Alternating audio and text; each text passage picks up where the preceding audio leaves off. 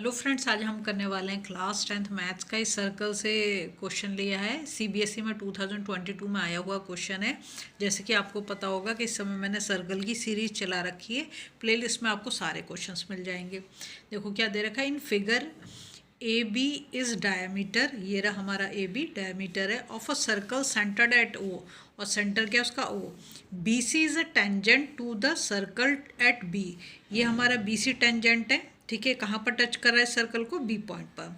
If O P, ये रहा हमारा O P, bisect the chord A D, ये हमारी ए डी कॉर्ड है, इसको यहाँ पर ये बाइसेक्ट कर रहा है। बाइसेक्ट का मतलब टू इक्वल पार्ट में डिवाइड कर रहा है। ठीक है, and angle A O P is 60 degree है। ए ओ पी 60 डिग्री है। देन फाइंड एंगल सी, हमें क्या पता करना है? Angle C.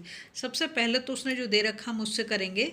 तो इसने हमें क्या दे रखा है? यहाँ पर दे रखा है एंगल ए ओ पी। क्या दे रखा है? Angle A O P is equal to 60 degree. ठीक है, अगर हम इस एंगल को निकाल लें, किस वाले को? इस वाले को, तो कैसे निकालेंगे हम इसको?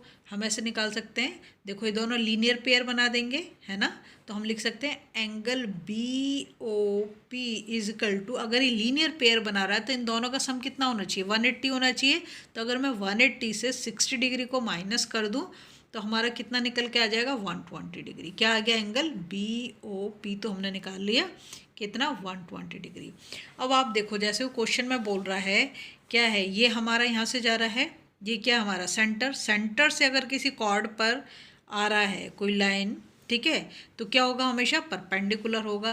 तो अगर ये परपेंडिकुलर है, हम यहाँ पे लिख भी देते हैं कि O P perpendicular to A D. ठीक है, तो फिर क्या हो जाएगा हमारे एंगल?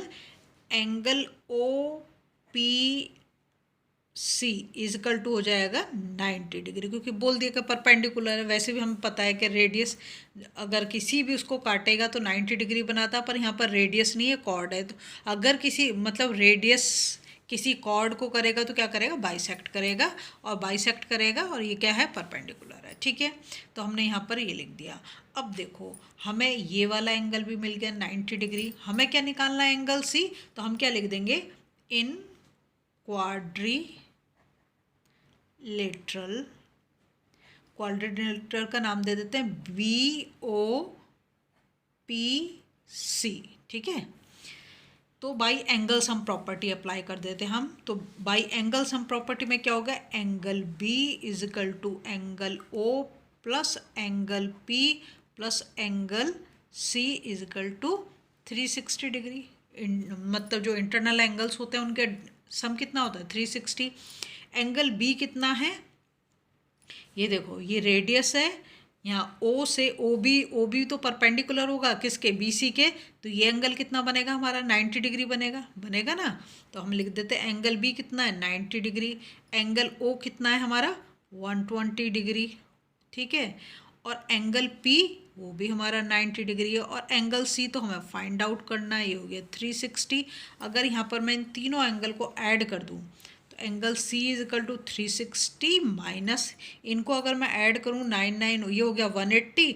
180 को अगर मैं किसके साथ ऐड कर दूँ? 120 के साथ, तो हमारा क्या हो जाएगा? 300 हो जाएगा, है ना। तो ये इधर ले जाऊंगी तो angle C is equal to कितना आ जाता है हमारा? 60 डिग्री। और वही तो हमें फाइंड आउट करना था। अगर आपको वीडियो पसंद आ रही है तो प्लीज़ लाइक शेयर सब्सक्राइब कर दें, फॉलो जरूर करें।